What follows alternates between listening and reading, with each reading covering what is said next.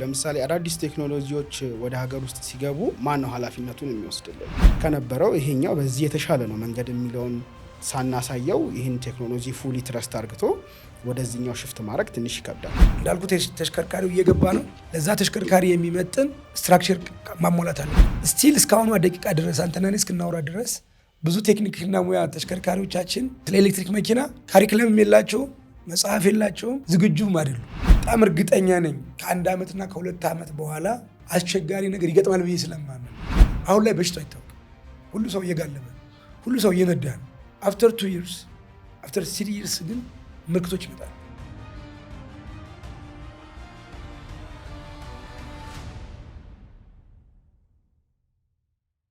ሰላም ወዳጆቼ እንዴት ናችሁ? ይህ ቲዮስ መልቲሚዲያ ነው። ትኩረቱን ትራንስፖርት ላይ አድርጎ ቴክኖሎጂን መሰረት እያደረገ ትራፊክ አደጋን ከመከላከል አንግል ትልቅ ስራ ለመስራት የተለያዩ እንግዶችን እየጋበዘ ለህብረተሰቡ ግንዛቤ የሚፈጥር ሚዲያ ነው። ቲዮስ መልቲሚዲያን ከወደዳችሁት ሰብስክራይብ፣ ሼር እና ኮሜንት አድርጉን።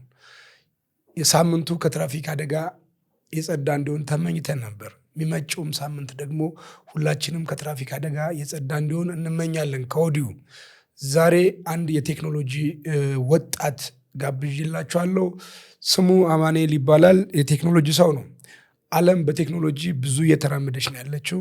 ይህ ቴክኖሎጂ ከመንገድ ደህንነት አንግል፣ ከትራፊክ አደጋ እንዲያውም በተለይ ተሽከርካሪዎቻችን እጅግ ቴክኖሎጂ ታጥቀው እየመጡ ነው። ይህን ቴክኖሎጂ በተመለከተ ለህብረተሰቡ በተለይም ለተሽከርካሪ ተጠቃሚዎች የተወሰነ ግንዛቤ ለመፍጠር ወሬ እናወራለን። እንግዳችን ራሱን አስተዋውቆ ይጀምራል። ራስህን አስተዋውቅ።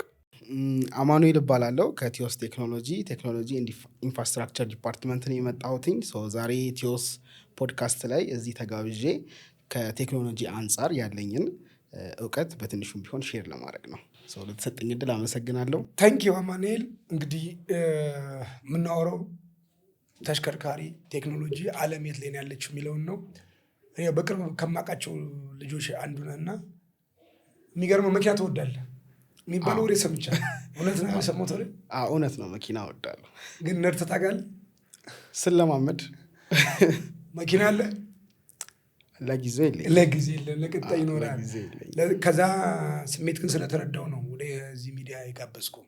ዛሬ የምናወራው በተለይም በሀገራችን አሁን በዓለም ደረጃ ኤሌክትሪክ መኪኖች ወደ ሀገራችን በጣም በብዛት እየገቡ ነው እና አብዛኛው የህብረተሰብ ክፍል ስለ ኤሌክትሪክ መኪና በጣም አወዛጋቢ አይዲያዎች ይነሳሉ። ኤሌክትሪክ ደግሞ የቴክኖሎጂ ውጤት ነው እና ድሮ እኛ በነበርንበት ሰዓት መኪና የነዳጅና የቤንዚል እያልን ነበር የምናወራው። ከተወሰኑ ዓመታት በኋላ ደግሞ የማስታውሰው ከማኑዋል የሚባል መኪና ማርሽ ስትቀይር ማኑዋል የማርሽ መቀየሪያ ነበር የምንጠቀመው። ከዛ መሀል ላይ አውቶማቲክ መኪኖች ሲገቡ አብዛኛው ሰው ይፈራ ነበር። አውቶማቲክ መኪና ችግር አለበት፣ እንዲህ ነው፣ እኔ ማኑዋል ነው ጥሩ የሚል በሁለት ጽንፍ ክርክር ነበር። ግን ቴክኖሎጂው ተጽዕኖ ፈጠረና አሁን ላይ ከ50% በላይ ተሽከርካሪዎቻችን ወደ አውቶማቲክ ሆነዋል። ወደ ኋላ ስመለስ ያኔ እኔን ጨምሮ ከማኑዋል ወደ አውቶማቲክ መኪና ለመቀየር ሜንታሊቲን ብዙ ጊዜ ፈጅቶብኝ ነበር። አሁን ላይ ደግሞ ኤሌክትሪክ መኪናና የነዳጅ መኪና በየሚዲያው በአንዳንድ የመኪና አማካሪ ድርጅቶችን ጨምረው ሲወዛገቡ እንሰማለን። እስኪ እንደው ኤሌክትሪክ መኪና ከቴክኖሎጂ ጋር እንዴት ታየዋለህ? ምንድነው ለምሳሌ አዳዲስ ቴክኖሎጂዎች ወደ ሀገር ውስጥ ሲገቡ ማን ነው ኃላፊነቱን የሚወስድልን? ለምሳሌ ስለ ኤሌክትሪክ መኪኖች ማን ነው ኃላፊነት ወስዶ በደንብ ለህብረተሰቡ ግልጽ አድርግቶ የተለያዩ ማሳወቂያዎችን የሰራው? ጥቅማቸው ምንድን ነው? አሁን ካለንበት ከምንገለገልበት ይሄኛው በምን የተሻለ ነው? እኛን እንዴት ነው ሊጠቅሙን የሚችሉ ነገሮች የሚሉት ነገሮች በብዛት አይሰሩም። መኪና ላይ ብቻ ሳይሆን አዳዲስ ቴክኖሎጂ በመጣ ቁጥር ማለት ነው። ህብረተሰቡ የሚቸገረው በዛ ነው መጀመሪያ ማለት ነው። ከእንደገና ደግሞ አሁን የኤሌክትሪክ መኪና ኢትዮጵያ ውስጥ በብዛት ገብቷል። ለምሳሌ ቻርጅ ለማድረግ በጣም ያስቸግራል። ለምሳሌ የኮንዶሚኒየም ተጠቃሚ የሆኑ ሰዎች ቻርጅ የሚያደርጉበት ቦታ የለም። ኢቨን የራሳቸው የሆነ ፓወር ስቴሽን ቢኖራቸውም ቆጣሪ ቢኖራቸውም ከዛ መስመር ተዘርግቶ ከእንደገና ደግሞ ዝም ብሎ ሜዳ ላይ ቻርጅ የሚደረግ ነገር አይደለም። በሆነ ሬንጅ እንደየመኪኖቹ ይለያያል የቻርጅ አደራረጉ ሁኔታ ማለት ነው። ይሄ ሁሉ ባልተሟላበት ኢንፍራስትራክቸር ላይ ያለውን ነገር እንዳለ ትተህ ወደዚህኛው ህብረተሰቡን ተገልበጥ ማለትም ችግር ነው። ስለዚህ መጀመሪያ መሰራት ያለበት የእኛ የቴክኖሎጂ አቀባበል ማይንድ ሴት ላይ እኛ ብቻ ሳንሆን ዓለም ሁሉ እየሄደበት ያለው ስትራቴጂ ነው። ከነበረው የፊውል የነዳጅ መኪኖች ወደ ኤሌክትሪክ መኪኖች ሌላው ዓለምም እየተቀበሉ ያለው ቴክኖሎጂ ነው። ግን እዛ እንዴት ነው እየተቀበሉት ያሉት? ለሚመጣው ቴክኖሎጂ ሁሉ ሰፖርት የሚያደርግ ወይንም ኢንፍራስትራክቸር በበቂ ሁኔታ እየተሟላ ነው። እስካሁን እኔ እርግጠኛ አይደለሁም ኢትዮጵያ ውስጥ የኤሌክትሪክ መኪና በጣም እየገባ ነው። ግን ኢንኬዝ የሆነ ወይ ለምሳሌ የባትሪ ችግር ቢያጋጥም አዲስ ባትሪ እያስገባ ያለ ተቋም እስካሁን አላወቅኩም። ሊኖር ይችላል ግን አላወቅኩኝም። በዛ ደረጃ ነው ሰው እንዴት ብሎ እርግጠኛ ሆኖ እንዴት ሜንቴን ይደረጋል? በቅርብ ጊዜ ነው እንዳውም የኤሌክትሪክ መኪና ጋራዦች ራሱ እዚህ ሀገር ትምህርቱ አይሰጥም ኦንላይን ሰርቲፋይ ሆነው ኤሌክትሪክ መኪኖችን መስራት የጀመሩት ፕላትፎርም ላይ የወጡ ራሳቸውን እያስተዋወቁ እኛ ጋር ኑ እናስተናግዳለን፣ ኦንላይን ተመርቀናል ከዚህ ካምፓኒ ከዚህ ድርጅት እያሉ ህብረተሰቡ ላይ ትረስት ለመፍጠር እየሞከሩ ያሉት እንጂ ኃላፊነት ወስዶ ያን ያህል በዚህ ዘርፍ ላይ እየተንቀሳቀሰ ያለ የመንግስት አካልም ሆነ ኢንዲቪዥዋል እንትን ያለ አይመስለኝም። ስለዚህ በምን አንግለው ህብረተሰቡ አዲስ ቴክኖሎጂ መጥቷል እንዴት እንደሚጠቀም ወይንም ከነበረው ይሄኛው በዚህ የተሻለ ነው መንገድ የሚለውን ሳናሳየው ይህን ቴክኖሎጂ ፉሊ ትረስት አርግቶ ወደዚህኛው ሽፍት ማድረግ ትንሽ ይከብዳል። ግን ሞባይልም ቅድም እንዳልከው መጀመሪያ ላይ በጣም እንደመጣ አካባቢ ችግር ነበረበት። ትንሽ ልጅ ነበርኩ አይ ቲንክ 90ዎቹ መሀል ላይ የዛ አካባቢ ኖኪያ 1100 የምትባል ስልክ ሁሉም ሰው እየሞከራት ነበር እና የነበረውን ቻሌንጅ አስታውሳለሁ። አሁን ከዛ በኋላ ብዙ ቴክኖሎጂዎች መጥተዋል። እንደዛ አይነት በጣም እንትን ያለ ቻሌንጅ ባይኖረውም አሁን ያሉት ስትሪክት ሪስትሪክሽኖች ራሱ ህዝቡን ሳይፈልግ ወደ ኤሌክትሪክ ቬሂክልስ ሽፍት እያደረገው ያለ ይመስለኛል። ነዳጅ እየገባ አይደለም፣ ዋጋው እንደሚታወቀው ነው። ስለዚህ ኢቨን የነዳጅ መኪና ያላቸው ሰዎች ያንን እየሸጡ ኤሌክትሪክ መኪና አማራጭ አርግተው እየተጠቀሙበት ያለው ሁኔታ ነው ያለው።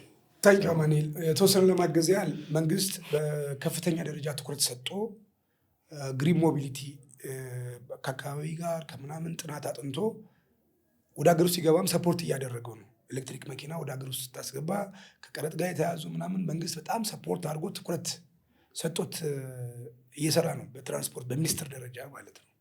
ይህም ትንሽ ግንዛቤ ስላለኝ ነው። ባለፈው ዓመት ኢንተርናሽናል አንድ ትልቅ ኢቨንት ተዘጋጅቶ ነበር። በዓለም ያሉ ኤሌክትሪክ አምራች ካምፓኒዎች ኢትዮጵያ ውስጥ ትልቅ ፕሮግራም አዘጋጅቶ ነበር።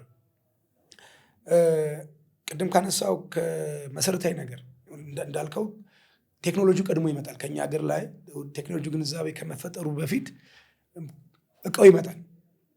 መሆን የነበረበት ግንዛቤው ነው። ከግንዛቤው እቃው ቢመጣ ጥሩ ነበር። ከኛ ግን ከፈረሱ ጋር የሆነ አንዳንድ ጊዜ አሁን ላልከው ዳያሎግ መጠናል። በተለይ ቻርጂንግ ኬዝ አሁን በሶሻል ሚዲያ ወይም አጋጣሚ ገጥሞ ከሆነ ቦሌ ላይ ያለው የቻርጂንግ በኢትዮጵያ አንድ ቻርጂንግ ስቴሽን ነው ያለው። እሱም በኢትዮ ቴሌኮም የተገነባ ነው እና ልክ እንደ ነዳጅ ማደያ ወረፋ ነው። በጣም አንዳንድ ጊዜ መኪኖቻችን ምን ያህል መኪና ወደ ሀገር ውስጥ እያስገባን ነው? ለዛ የሚሆን ኢንፍራስትራክቸር ተሟልተዋል ወይ? አሁን እየወጡ መታየት ተጀመረ። ዲስአድቫንቴጁ መታየት ተጀምሯል። አንድ ስቴሽን ያለን በኢትዮጵያ እሱም የመንግስት በኢትዮ ቴሌኮም ነው። በቅርብ ልክ እንደ ማደያ ወረፋ ጀምረናል። ይሄ ቶሎ ሶሉሽን ካላገኘ የሰው ስጋቻ ይሄ ነው የነበረው። አንድ ሆቴል አይቻለሁ። ሌሎች ሆቴሎች ያንን ያህል ፓርኪንግ ቦታ አላቸው። ሁሉም ቦታዎች አንድ ሆቴል አይቻለሁ በቅርብ ኢትዮጵያ ውስጥ የራሱ ቻርጂንግ ስቴሽን የከፈተ ማለት ነው። ለደንበኞቹ መኪና ስታቆም ቻርጅ የሚደረግበት። ያ ግን ብዙ ሆቴሎች አሁንም እንዳስገዳጅ ካልሆነ በቀር ፓርኪንግ ኤሪያዎች አሁንም ካልተሟሉ በቀር በቅርብ ትልቅ ፈተና ውስጥ እንገባለን። እንዳልኩ ተሽከርካሪው እየገባ ነው። ለዛ ተሽከርካሪ የሚመጥን ስትራክቸር ማሟላት አለበት። እንዳልኩ ስትራክቸሩን መንግስት ሁሉ ነገር ሊያሟሉ አይችልም። ቅድም እንዳልኩ ሆቴሎች ፓርኪንጋቸው ላይ የተለያየ ቻርጂንግ ቅድም ቴክኒካሊ ሁሉም መኪኖች አንድ የቻርጂንግ ማቴሪያል የላቸውም። እንደ መኪናው አይነት ቻርጂንግ ኬብሉ ፓወሩ ይለያያል። በተወሰነ ፐርሰንት ግን ኮመን የሚባሉት ብዙ ሆቴሎቻችን ግራውንድ ላይ ፓርኪንግ አላቸው። ስለዚህ ለደንበኞቻቸው በጣም ከኢንቨስትመንታቸው ትንሽ ነገር ነው። ይህንን ካላሟሉ ፓርኪንግ፣ ትልቅ ፓርኪንግ መንግስት የሚሰራቸው ቦታዎች ላይ ቻርጂንግ እየተሟላ ባልመጣ ቁጥር አንዱ እሱ ፈተና ነው። አንድ የሚገርም ልንገርህ፣ ወደ ኢትዮጵያ መኪና እየገባ ነው። ኤሌክትሪክ መኪና ገባ ማለት ነዳጅ አይጠቀምም ማለት ነው። ባትሪው ብቻ አይደለም ዋናው፣ የመኪናው ባትሪ ብቻ አይደለም። ያንን ትልቁን ባትሪ ለማስነሳት የምንጠቀምበት ባትሪ እንኳን ማርኬቱ ላይ የለም። አይደለም ትልቁ ባትሪ፣ አንተ ትልቁ ባትሪ መኪናውን እንደ ፓወር ጀኔሬት የሚያደርገው ባትሪ ሳይሆን ሊኩዊድ፣ ይሄ ኖርማል ባትሪው ማርኬት ላይ የለም። እሱ ብቻ አይደለም የሚገርመው፣ መንግስት ሰፖርት እያደረገ በቀን ብዙ ኤሌክትሪክ መኪና እየገባ ጋራጆቻችን እስካሁን ድረስ በነዳጅ የተደራጁ ናቸው። እሱ መነሻው ደግሞ በኢትዮጵያ ብዙ ቴክኒክና ሙያ ትምህርቶች አሉ። ቴክኒክና ሙያ ትምህርቶች አንዱ በአውቶሞቲቭ ዲፓርትመንት ተማሪ እየተቀብሎ ያስተምራሉ። ስቲል እስካሁኗ ደቂቃ ድረስ አንተና እኔ እስክናወራ ድረስ ብዙ ቴክኒክና ሙያ ተሽከርካሪዎቻችን ስለ ኤሌክትሪክ መኪና ካሪክለም የላቸውም፣ መጽሐፍ የላቸውም፣ ዝግጁም አይደሉም። አሁን አንተና እኔ በምናወራበት ባልኩ ሁሉም ተማሪዎቻችን እየተማሩ ያሉት ስለ ዲዝል ኤንድ ጋዞሊን ኢንጂን ነው። ስለ ባትሪ በካሪክለም ደረጃ በመጽሐፍ ደረጃ ክላስ የሚሰጥ የትም ቴክኒክና ሙያ የለም። ምክንያቱም ካሪክለሙ መቀየር በፍጥነት ካልተቀየረ ማለት ነው። ይህ ማለት ያኛውን ልትሰተው አይችልም። ግን አሁን ኢትዮጵያ የምትጠቀመው ተሽከርካሪ የቤንዚል፣ የናፍጣ ኤንድ ኤሌክትሪክ እያን ማውራት ጀምረናል። ስለዚህ ተማሪዎቻችንም በዚህ ታንጸው ካልወጡ በቀር ዛሬ ላይ አይታወቅም። አንድ መኪና 20 ዓመት 30 ዓመት የምንነዳ ሀገር ነው ያለን እኛ። ዛሬ ላይ ችግሩ በጣም አልታወቀንም። ቢኮዝ 0 ያልተነዳ መኪና ነው ገና ነው። ያ ማለት 1 ዓመት 2 ዓመት እነዚህ ተሽከርካሪዎች ይበላሻሉ ተብሎ ኤክስፔክት አይደረግም። መኪና የሚበላሸው አገልግሎት ሲሰጥ ነው። አገልግሎት በሰጠ ቁጥር ሜንቴናንስ ይፈልጋል። ከ2 ከ3 ዓመት በኋላ ግን አደጋ ላይ የምንወድቅ ይመስለኛል በፍጥነት። አሁን አልፎ በምልክት ደረጃ የሚቆጠሩ ጋራጆች አሉ። እነዚህ ጋራጆች የራሳቸውን ቶሎ ካልቀየሩ በሀገራችን ያሉ ነዳጅ ማደያዎች በፍጥነት ማደያዎቻችን ሙሉ በሙሉ ባይባልም ደረጃ በተወሰነ ፐርሰንት ካልተቀየርን በቀር በዚህ ሳምንት ውስጥ በማህበራዊ ሚዲያ ሲዘዋወር ነበር። ወረፋው በጣም ጨምሮ ማለት ነው። ወረፋው ለምን የበዛ ብዬ አሰቡ። ቅድም ያነሳቸው ነው። ኮንዶሚኒየም ነው የምትኖረው። መብራት በተለይ የሰፈር አካባቢ መብራት ካለ ይበራል፣ ይጠፋል። አንዳንድ ጊዜ አሁን አንዳንድ ቤቶች በመኖሪያ ቤት ቆጣሪ የሚጠቀሙት ማታ ላይ አንተ ቤት ስትገባ ትልልቅ ፓወር የምትጠቀም ለምሳሌ ለምጣድ ለምናም ስትጠቀም ኤሌክትሪክ ስትጨምር የሚመልሱ ቆጣሪዎች ሁሉ አሉ። በዚህ ምክንያት ቻርጅ ሊሟላልህ አይችልም። ስለዚህ በጣም ኦርጋናይዝድ የሆነ በፍጥነት ኦርጋናይዝድ የሆነ ነገር እስካልመጣ ድረስ የሰውም ስጋት ያ ነው። አሁን የበቀደሙ እንደ ስጋት ነው የሚታየው። እኔ 1-2 ፕሮግራሞች ላይ ሳወራ ነበር። በቃ መጣ ወደፊት እየፈጠጠ መጥቷል ስቴሽን ቶሎ ካልተሟላ።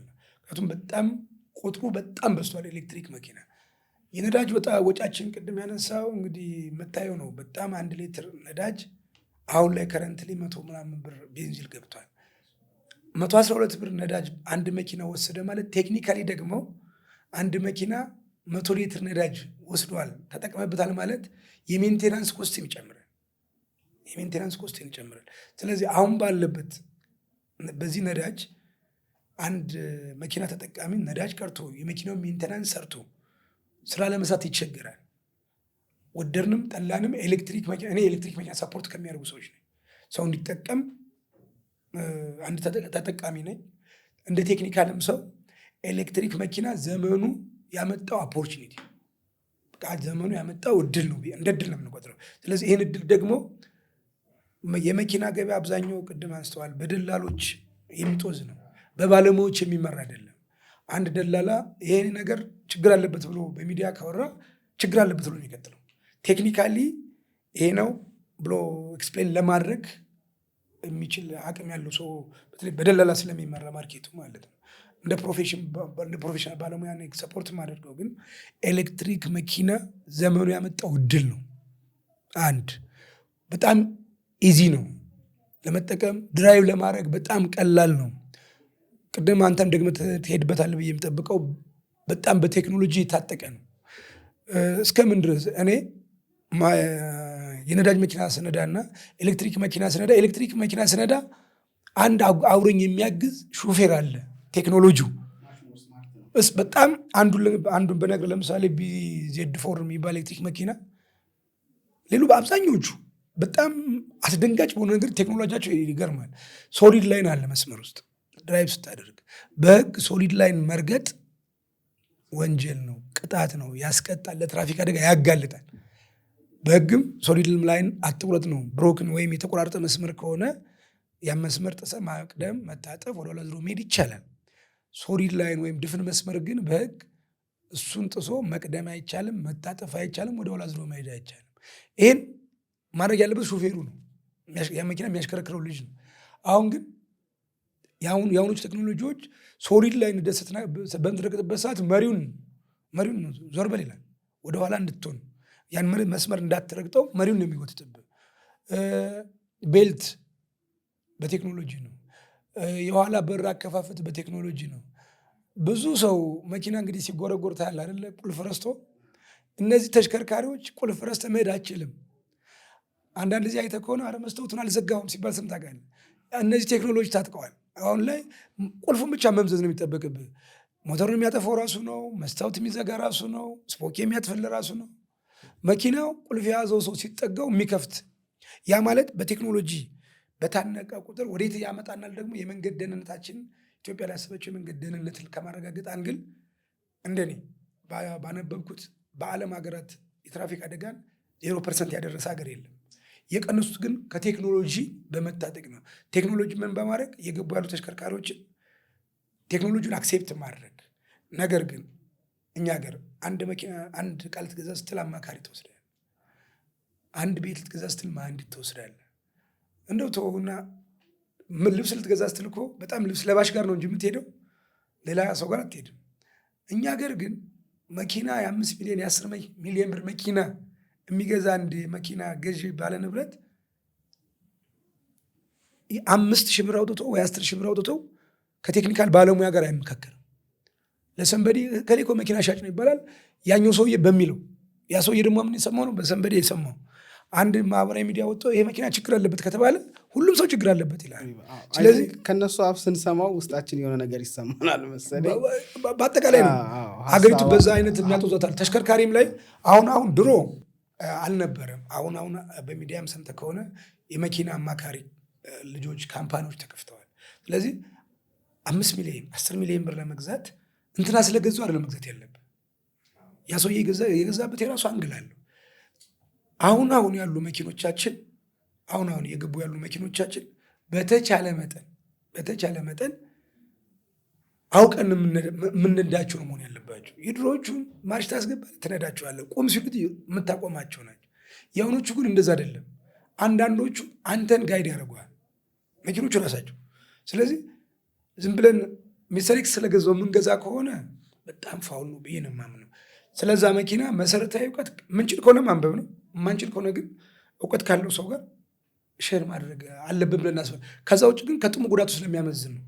ቅድም ወደኋላ ላይ እመጣበታለሁ። ለምን 20% በታች ሆነ፣ ለምን በ80% የሚለውን ቴክኒካሊ እና ሆነ ሌላም ቀን በደንብ ስለምናወራበት መሰረታዊ ነገር ግን አሁን ከኤሌክትሪክ መኪኖች እንደው በቅርብ ያነበብከው በጣም ፕራውድ ያደረገ ከቴክኖሎጂ አንግል መኪና ገጥሞ ያውቃል?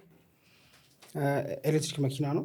ከዛ በፊት ለአንተ አንድ መስቀለኛ ጥያቄ ያለኝ እና የኛ ሀገር የትራፊክ ደህንነት በቴክኖሎጂዎች መኪኖቹ አርምድ በሚሆኑት ቴክኖሎጂ ሲደገፍ የትራፊክ አደጋውን ይቀንሳል። እሱ ኦብቪየስ ነው። ግን መኪኖቹ እንዳለ ዘመናዊ ሆነው መኪኖቹ የሚያስተናግደው ነገር መንገዱ፣ ትራፊክ ላይቱ፣ ትራፊክ ማኔጅመንቱ አብሮ በቴክኖሎጂ ካልታገዘ አሁን ያለበት ስቴጅ የመኪኖቹ አዲስ መሆን ብቻ ትራፊክ አደጋን ይቀንሳል።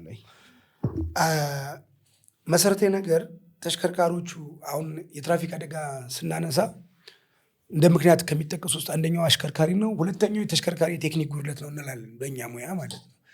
የተሽከርካሪ ቴክኒክ ጉድለት ማለት ምን ማለት ነው? በጣም ሞዴላቸው የዘገየ በጣም ቴክኒካል ችግር ያለባቸው መኪኖች በሀገራችን በጣም በብዛት ነው ያሉት። የመኪና የፍሬን የጎማ እንደዚህ የሚባሉ ቴክኒካል ቃሎች አሉና መኪናው በዘመነ ቁጥር የራሱ የሆነ ድርሻ ነው የሚወስደው። ግን የትራፊክ አደጋን ለመከላከል ቅድም የዘረዘርካቸው ነገሮች መሟላት አለባቸው ዜሮ ለማድረስ። ነገር ግን ምርጥ አሽከርካሪ ብቻ ስላፈራ የትራፊክ አደጋ ልታጠፋ አይችልም። ዘመናዊ መኪና ብቻ ስላስገባህ ምርጥ አሽከርካሪ እዚህ ላይ ልስ እንደው አንድ ነገር ልንገርህ። እየገቡ ያሉ ኤሌክትሪክ መኪኖች እጅግ ዘመናዊ ናቸው። አንተ ላፕቶፑን ከፍተህ ለመጠቀም ሌላውን ትተው ለመክፈት እውቀት ይፈልጋል አይደል? በእናንተም ከዛ ለመዝጋትም እውቀት ይፈልጋል። መኪና ለመንዳት እውቀት ይፈልጋል። እኛ መንጃ ፈቃድ ለመውጣት የ10 ቀን የ15 ቀን ስልጠና ነው የምትወስደው። የመኪኖቻችን ቅድም ያወራሁ ደግሞ በጣም በቴክኖሎጂ መዘመን በ5 ቀን ወይ በ10 ቀን ትሬኒንግ በቂ ነው ብዬ ስለማላምን ማለት ነው። እንዳልከው መኪኖቿ ብቻቸውን በመዘመን የትራፊክ አደጋው መከላከል አይቻልም። ምኑ መሟላት ያለበት ቅድም ባወራ ነው። ኤሌክትሪክ መኪና ስታመጣ ምን መሰረታዊ ነገር መሟላት አለበት? በጣም እርግጠኛ ነኝ ከ1 ዓመትና ከ2 ዓመት በኋላ በፍጥነት የኢንፍራስትራክቸሩን ካላሟላን አስቸጋሪ ነገር ይገጥማል ብዬ ስለማመን ነው። ቀደም አንተ ከዚህ ሐዋሳ ለመሄድ ኤሌክትሪክ መኪና መንዳት አለብን። ከተማ ለከተማ አይልም መጽሐፉ።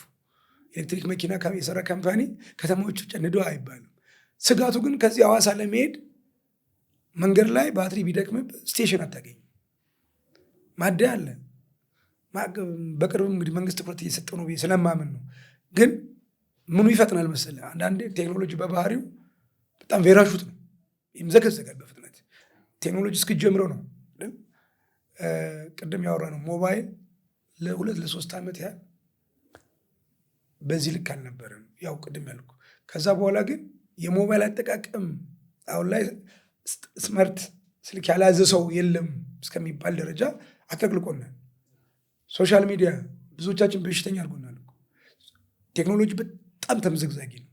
በጣም ፍጥነቱ አሁን ቴክኖሎጂ ቢዝነሱ ስላለው ማለት የኤሌክትሪክ መኪና ኢትዮጵያ በጠበቀችው ልክ አይደለም ፍጥነቱ። በፍጥነት ያም አሁን ስጋትን ቢኖር አሁን በዚህ ጋር ብንቆም 4-5 መኪና ባይናችን ብናይ አንዱ ኤሌክትሪክ መኪና ነው። በጣም ስታቲስቲካል መረጃ ባይኖረንም ማለት ነው። እና ቅድም ያልካቸው ነገሮች መንገዶቻችን ለኤሌክትሪክ መኪና ምቹ ካልሆኑ ሌላውን ትተው መኪና እናሳጥባለን አይደል? የመኪና አሳጣጠባችን እኮ መጀመሪያም ቴክኒካል ችግር አለበት። መኪና እኛ ልጆቻችን መኪና የሚያጠው ልጆች ቆሻሻውን ማንሳት ነው የሚያዩት እንጂ ለዛ መኪና ከለር ለዛ መኪና የሚጠቀሙበትን እንኳን ሳሙን አናውቅም። ብዙ መኪኖቻችን ፌድ የሚያደርጉትኝ ከዛዛው ላይ ድምር ነው። እነዚህ መኪና የሚያጠው ልጆች ላይ ኤሌክትሪክ መኪና ወስደህ ስትሰጣቸው አሁንም በማሽተት ቆሻሻ ማጽዳት ብቻ ነው የሚታያቸው። ምን አድቫንቴጅ አለው? ምን ዲስአድቫንቴጅ አለው? እሱ መረዳት ያስፈልጋል። ጋራጅ ብድግ ብለህ እንደንት መኪና የምትገፋው መኪና አይደለም ኤሌክትሪክ መኪና። በዛ ልክ እውቀት መሰረታዊ ነገር መሆን አለበት ነው። ቅድም እንዳልኩ የሚነዳውም ሰው ጭምር ከሚነዳው መኪናውን ከሚያጥሩ መኪናውን ከሚፈተው እንደ የኛ ሀገር መካኒኮች አብዛኞቹ ችፎች ናቸው። ብዙዎቹ ኤክስፔሪንሰር ናቸው። ትራብል ሹቲንግ ይባላል። ያን ዕቃ ፈተ ነው የምታየው አይደል? ምንድን ነው ለምሳሌ መኪና እንደ ይሄ መኪና ተላሽቶብሃል እግሩ ጮኸብኝ ብትለው የጮኸ እኮ ይሄ ሆኖ ነው አይለም። ሞተሩ የሆነ ድምፅ እየሰማ ሲብል ያስነሳና ይሄ የሆነ ይሄ ነው የሚል ብዙ አይደለም። ምንድን ነው የሚያደርገው? እዚህ አካባቢ እስኪ ፈተን ነው የሚል ያን ይፈታና ይገጥምና ደግሞ ሌላ ዕቃ ይፈታል። ኤሌክትሪክ መኪና እንደዛ አይደለም። ዲያግኖስ መደረግ አለበት። እጅን እና መፍቻ ይዘህ እንደ ድሮ በዱላ የምትፈተው ጊዜ ቀርቷል። እዚህ በኋላ መካኒኮቻችን ግሪስ በግሪስ የሚሆኑበት ዘመን የለም እዚህ በኋላ። ምክንያቱም የድሮ መኪኖቻችን ግሪስ ካልነካ መካኒክ አትባልም። እጅ አካባቢ ካልቆሸሸ ቱታ ዘይት ካልነካ። አሁን ላይ ግን እንደ ሕክምና ባለሙያ ነጭ ጋውን ለብሰን ያለ ማድረግን ቅድም እንዳልኩ ነው። ትራብል ሹት አድርገው ወይ ፈተህ የምትሆነው አይደለም። ይሄ ሁሉ ሲሟላ የመንገድ ደህንነቱ እናረጋግጣለን። አሁን ላይ ምንም በሽታ የለም። የሰው ልጅ ለበሽታ የመጠቃት እድሉ መቼ ነው የሚጨምረው? እድሜው የእድሜ እየጨመረ ሲመጣ የመከላከል አቅም እየቀነሰ ይመጣል። ያን ያገኘ በሽታው ለምን ያደርጋል? መደብደብ ይጀምራል። አሁን ላይ ኤሌክትሪክ መኪኖች እየገቡ ነው። ዩዝድ አይደለም እየገቡ ያሉት፣ 00 የሚባል አዲስ መኪና ነው እየገባ ያለው በሀገራችን ውስጥ። አሁን ላይ በሽታው አይታወቅም። ሁሉ ሰው እየጋለበ ነው። ሁሉ ሰው እየነዳ ነው። አፍተር 2 years አፍተር 3 years ግን ምልክቶች ይመጣሉ። ያኔ አሁን ላይ ሬዲ ካልሆን በቀር አሁን ነው ሬዲ የምናደርገው። ዝም ብለህ እውቀትን እንደሆነ ዕቃ ገዝተህ የምታመጣው አይደለም። በትምህርት በትሬኒንግ በምናምን ነው። 1-2 ኤሌክትሪክ መኪና የሚሰሩ ጓደኞች አሉኝና በራሳቸው ጥረት በማንበብ ያመጡት እያነበቡ አንብበው አሁንም ስጋት ላይ ናቸው። አንድ ሞተር ብትን አድርጎም እስከ መቅጠም አይደለም ከባዱ ነገር ማለት ነው። ብዙ ሰው ስለ ባትሪ ነው የሚያወራው። ባትሪ ማለት ኢንጂን ነው። የመኪና ኢንጂን ፒስተን፣ ሪንግ ምናምን የሚባሉ እቃዎች አሉ። እነሱ ሲበሉ እነሱ ነው የምትቀይራቸው። ባትሪው ስጋት ነው። አዎ ስጋት ነው።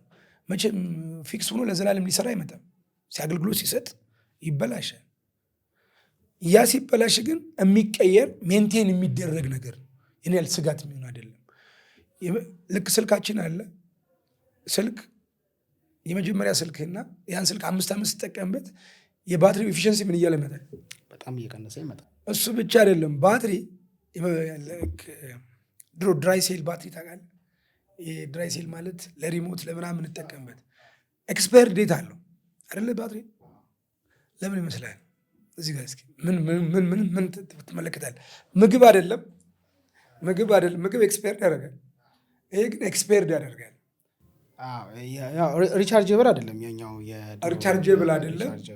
ምንድን ነው ስናኝከው ግን ይሰራ ነበር። ለምንድን መሰለህ ማኘክ ምንድን ነው የሚሆነው? ሪያክሽን ነው።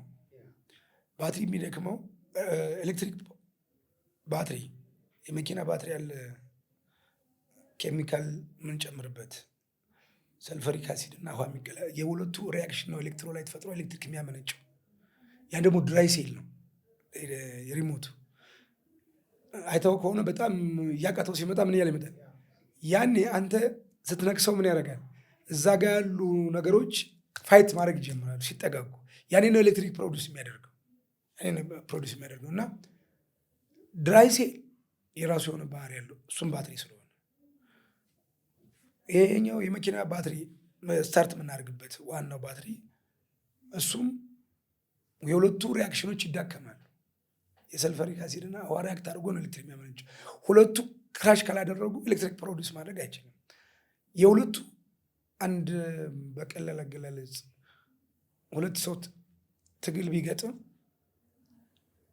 አንዱ ቶሎ የሚወድቀው ምን ሲሆን ነው? አንዱ ፓወር ሲኖረው ነው። ለረጅም ሰዓት የሚታገሉ ግን ምን ሲሆን ነው? ኢኳል ኢነርጂ ካለ ምን ያደርጋል? ሁለቱም ረጅም ሰዓት ይቆያሉ። ስለዚህ ባትሪ እንደ ቴክኖሎጂ አድቫንቴጅ ያለውን ዲስ አድቫንቴጅ ያለው ይህን አክሴፕት ማድረግ ተገቢ ነው።